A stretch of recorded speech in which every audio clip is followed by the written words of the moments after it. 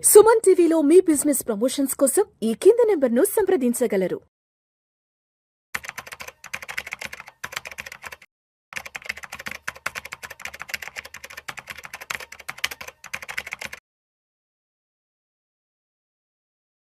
నమస్తే అండి, welcome to Suman TV. నేను విల్ చక్రధర్. చాలా మంది ఇప్పుడు కూడా చాలా కన్ఫ్యూజన్గా ఉంటారు. మనం డైరెక్ట్ ప్లాన్లో కంటిన్యూ అవుదామా, ఎందుకంటే రెగ్యులర్ ప్లాన్ షిఫ్ట్ అయిపోదామా, రీసెంట్గా బాగా మార్కెట్ అయితే బాగా డౌన్ఫాల్ అయ్యింది, ఆ కంగారు పడుతున్నారు, ఉన్న ఫండ్స్ అన్నీ కూడా చూస్తుంటే నెట్లోకి వెళ్ళిపోతున్నాయి, పెరుగుతున్నాయి మళ్ళీ పడిపోతున్నాయి. యాక్చువల్గా అట్లాంటి ఫండ్స్ మళ్ళీ రాబోయే రోజుల్లో ఒక బుల్ మార్కెట్ వచ్చిన తర్వాత మళ్ళీ అంతే స్పీడ్గా పెరగవా, అదొక క్వశ్చన్ మార్క్ ఉందండి. ఎందుకంటే ఇండియాలో చూస్తే 30 దగ్గర మిడ్ క్యాప్స్ ఫండ్స్ ఉన్నాయి. రీసెంట్గా ఒక ఆయన మిడ్ క్యాప్ ఫండ్ తీసుకున్నారు. 2023-24లో చాలా పీక్ ఉన్న మిడ్ క్యాప్ ఫండ్ అది, ఇండియాలో నెంబర్ 1 మిడ్ క్యాప్ ఫండ్ అది చాలా డ్రాస్టిక్గా ఫాలో అయిపోయింది. అందులో పడుతున్న కొద్దీ ఆయన ఇంకా ఎక్కువ పెట్టుకుంటూ వచ్చారు. సో మనకి ఏంటంటే యావరేజ్ చేద్దామని చెప్పి. ఇప్పుడు ఆయన భయం ఏంటంటే ఆ మిడ్ క్యాప్ రేపొద్దున బుల్ రన్ వచ్చినప్పుడు మళ్ళీ అంత ఫాస్ట్ పెరుగుతుందే పెరగదని. చూడండి, మాకున్న ఎక్స్పీరియన్స్ ప్రకారం అలా పెరగడం అనేది కొంచెం కష్టంగానే ఉంటుంది. ఏవైతే డౌన్ ఫాల్ మార్కెట్లో కనుక నెంబర్ 1 పొజిషన్లో ఉన్న ఫండ్స్ మళ్ళీ బీర్ మార్కెట్ రంగానే ఫాలో అయిపోతుంటాయి. మళ్ళీ అప్ ట్రెండ్ వచ్చి అంటే మార్కెట్ మళ్ళీ రైజ్ అయిన తర్వాత సేమ్ అదే ఫండ్స్ మళ్ళీ నెంబర్ 1 పొజిషన్కి వెళ్తాయని రూల్ అయితే లేదు. ఎందుకంటే మేము గత 25 ఇయర్స్గా మీరు హిస్టరీ తీసుకోండి మ్యూచువల్ ఫండ్స్వి, ఎప్పుడు ఫండ్స్ పర్ఫార్మెన్స్ అనేది చాలా మారిపోతూ ఉంటుంది. దాని గురించి మనం సపరేట్గా నెక్స్ట్ ఎపిసోడ్లో డిస్కస్ చేద్దాము, అలా ఎందుకు అలా మారుతుంది అనేది. సో ఇప్పుడు మనం తెలుసుకోవాల్సింది ఏంటంటే డైరెక్ట్ ప్లాన్స్ అనేది ఏం లేదండి, పార్క్ ఎట్ యువర్ రిస్క్. అంటే మనం చూస్తాం చాలా షాపింగ్ మాల్స్ దగ్గర కానివ్వండి, హోటల్స్ దగ్గర కానివ్వండి, కమర్షియల్ కాంప్లెక్స్ దగ్గర వెళ్తే వాళ్ళు ఒక బోర్డు పెడతారండి. ఆ బోర్డు ఏంటంటే పార్క్ ఎట్ యువర్ రిస్క్, అంటే మీరు పార్కింగ్ చేసుకోండి కానీ దానికి ఏమైనా డ్యామేజ్ అయితే మాకు సంబంధం లేదు అని ఒక ఉంటుందండి బోర్డు. ఇప్పుడు చూడండి, నాకు ఒక కూకట్పల్లిలో నేను నడుచుకుంటూ వెళ్తున్నప్పుడు అక్కడ రోడ్ సైడ్ చాలా మంది పార్క్ చేశారు. వాటి ఏటికి కూడా గ్యారంటీ పార్కింగ్ లేదు అది. సో అప్పుడు ఏమైందంటే ఒక రివర్స్లో వచ్చిన కారు ముందు వెనక కారుకి బాగా గుద్దేసింది గట్టిగా. మేమందరం చూస్తూనే ఉన్నాం కానివ్వండి, దాన్ని ఎవరో మేము పట్టుకోలేదు, ఆపలేదు. ఎందుకంటే ఆ కారు ఓనర్ ఎవరో మనకు తెలియదు, సో ఆయన ఎక్కడ ఉన్నారో తెలియదు. ఇంకా అందరూ కూడా హైదరాబాద్ లాంటి సిటీస్లో అందరూ బిజీ లైఫ్లోనే ఉంటారు. సో ఆయన గుద్దేసి ఆయన పాటికి వెళ్ళిపోయాడు. సో అట్లాగా నేను నడుచుకుంటూ నా కాంప్లెక్స్కి వచ్చాను. మాకు పెద్ద కమర్షియల్ కాంప్లెక్స్ ఉంది అక్కడ. నేను జనరల్గా ఎప్పుడు కార్ పార్క్ చేస్తే కమర్షియల్ కాంప్లెక్స్లోనే పార్క్ చేస్తాను. కిందకి వెళ్ళి నేను గంటకి 20 రూపీస్ 30 రూపీస్ ఫీజు ఉంటుంది, నేను పే చేసి నేను చేస్తాను.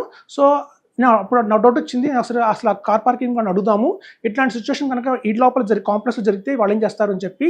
అయితే నేను అక్కడ అడిగాను అబ్బాయిని, బాబు నువ్వు కనుక తీసుకుంటున్న పార్కింగ్ ఫీజు బాగానే ఉంది, కానీ ఎవరైనా కార్ రివర్స్ చేస్తూ ఢమాలను గుద్దితే నా కార్కి డ్యామేజ్ అయితే పరిస్థితి ఏంటి అన్నాను. అప్పుడు అతను చెప్పంటే 6 months బ్యాక్ ఇలాగే సిచ్యువేషన్ జరిగిందండి. కారు వాళ్ళు రివర్స్ చేస్తూ బ్యాక్ ఉన్న కార్ని గుద్దారు బాగానే. మేము వెంటనే ఆ కార్ ఫొటోస్ తీసాము, ఆ గుద్దిన అతని ఫొటోస్ తీసాము. అలా తీయడం వల్ల ఏం జరుగుతుందంటే మనం ఈ కార్ పార్కింగ్ చేసుకున్న అతను ఆ కమర్షియల్ కాంప్లెక్స్లో ఎక్కడ ఉన్నారో మనకు తెలియదు, మనం వాడిని పట్టుకోలేము. కాకపోతే వచ్చిన తర్వాత అడుగుతాడు నా కార్ని ఎవరు గుద్దారు అని చెప్పి. సో వాళ్ళకి మేము ప్రూఫ్ ఇవ్వాల్సి ఉంటుంది కాబట్టి అది మా రెస్పాన్సిబిలిటీ, ఎందుకంటే ఇది పెయిడ్ పార్కింగ్ కాబట్టి అని చెప్పారు. సో అలా పెయిడ్ పార్కింగ్లో పెట్టడం వల్ల అడ్వాంటేజ్ ఏంటంటే మనం గుద్దడం దాన్ని ఆపలేం కానివ్వండి, బట్ ఎవరు గుద్దారు, ఎందుకు గుద్దారు, ఎప్పుడు గుద్దారు, ఎలా గుద్దారని తెలుస్తుంది మనకి. సో అట్లాంటివి కనుక ఆ పిక్చర్ అతనుకున్న పేమెంట్ చేసిన స్లిప్స్ దగ్గర పెట్టుకుంటే కనుక, ఫొటోస్ తీసి పెట్టుకుంటే కనుక మనం రేపు పోలీస్ కంప్లైంట్ ఇవ్వడానికి ఈజీగా ఉంటుంది.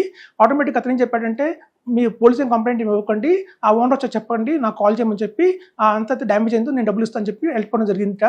సో అదండి పెయిడ్ పార్కింగ్కి నాన్ పెయిడ్ పార్కింగ్ డిఫరెన్స్ ఏంటంటే, డైరెక్ట్ ప్లాన్స్లో కనుక ఏదైతే మనం అమౌంట్ పెట్టుకుంటామో అది 1 lakh 10 lakhs 15 lakhs అది కేవలం ఇన్వెస్ట్మెంటర్కి రిస్క్ మాత్రమే ఉంటుంది. సో అతను సొంతంగా రిస్క్ తీసుకుని ఇన్వెస్ట్మెంట్ చేస్తున్నట్టుగా ఉంటుంది. వేరే మనకి రెగ్యులర్ ప్లాన్స్లో ఏంటంటే పెయిడ్ పార్కింగ్ లాగా కొంత ఎక్స్పెన్స్ రేషియో వెళ్తున్నా కానివ్వండి, అక్కడ ఒక తెలిసిన డిస్ట్రిబ్యూటర్ ఉంటాడు, ఒక 20 years ఎక్స్పీరియన్స్ ఉంటుంది కాబట్టి చేస్తుంది కరెక్టా కాదా అని చెప్తూ ఉంటారు. ఏదైనా మార్కెట్ ఫాలో అయినప్పుడు ఆ ఫండ్లో కంటిన్యూ చేయాలా లేదా ఫండ్ మార్చుకోవాలా కూడా చెప్తుంటారు. ఇప్పుడు చూడండి, సాధారణంగా ఈ రెగ్యులర్ ప్లాన్స్లో వచ్చేసి మనకి మీకు ఒక తోడుగా ఒక మనిషి అయితే ఉంటారు గైడ్ చేయడానికి టైం టు టైము. అదే మనకి ఏంటంటే డైరెక్ట్ ప్లాన్స్లో మనకి ఆ వెసులుబాటు అయితే ఉంటుందని చెప్తున్నాను. సో మెయిన్ డిఫరెన్స్ అయితే అదేనండి, ఇక్కడ ఒక సపోర్ట్ ఉంటుంది, అక్కడ సపోర్ట్ సిస్టమ్ ఉండదు. సో మేజర్ డిఫరెన్స్ ఇదే. ఇప్పుడు చాలామంది మా కొలీగ్స్ ఉంటారు నాతోటి, డిస్ట్రిబ్యూటర్స్ కానీ వాళ్ళు ఒక మ్యూచువల్ ఫండ్స్ ఎవరికైనా డిస్ట్రిబ్యూట్ చేద్దామన్నా కూడా యాంఫీ అని ఒక ఎగ్జామ్ ఉంటుంది మనకి. NISMలో 5 పాస్ కావాలి. అలాగే కనుక SIF రికమెండ్ చేద్దాం ఎవరికన్నా అంటే కూడా ఒక NISMలో ఒక 13 ఒక పేపర్ ఉంటుంది, చాలా టఫ్ పేపర్ ఉంటుంది. అది క్లియర్ చేస్తే కానీ SIF సర్టిఫికేషన్ రాదు.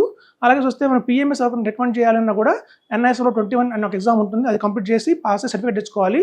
సో కొలీగ్స్ అందరూ సరదాగా ఒక మాట్లాడుతుంటారు, మనమేమో బుర్ర బదులు కొట్టుకొని ఎగ్జామ్ రాసి ఇంత కష్టపడి సర్టిఫికేట్ తెచ్చుకున్న తర్వాత మనం రికమెండ్ చేస్తున్నాము బలానా ఎస్ఐఎఫ్ తీసుకోండి, బలానా పిఎంఎస్ తీసుకోండి అని చెప్పి ఇన్వెస్టర్స్ ఏమో డబ్బులు తీసుకొని డైరెక్ట్గా వెళ్ళిపోయి ఇన్వెస్ట్మెంట్ చేస్తున్నారు. మరి ఆ డైరెక్ట్గా వాళ్ళు ఇన్వెస్ట్మెంట్ చేసుకునే కాడికి మనం ఎందుకు చదువుకోవాలి అంటున్నారు. సో మెయిన్ రీజన్ ఏంటంటే సెబీ ఏం చెప్తుందంటే ఎవరైతే కనుక డైరెక్ట్గా వెళ్ళి ఇన్వెస్ట్మెంట్ చేసుకుంటారో అది వాళ్ళ డబ్బులు వాళ్ళ ఇష్టం. సో అది వాళ్ళ ఓన్ హార్డ్ అన్ని మనీ కాబట్టి ఆ 10 lakhsని 5 lakhs చేసుకుంటారా, 10 lakhsని 20 lakhs చేసుకుంటారా అనేది ఆ రిస్క్ వాళ్ళదే. కానీ ఇక్కడ మనం ఏంటంటే ఒక డిస్ట్రిబ్యూటర్స్గా ఆ అమౌంట్ మంది కాదు, మన కష్టజితం కాదు.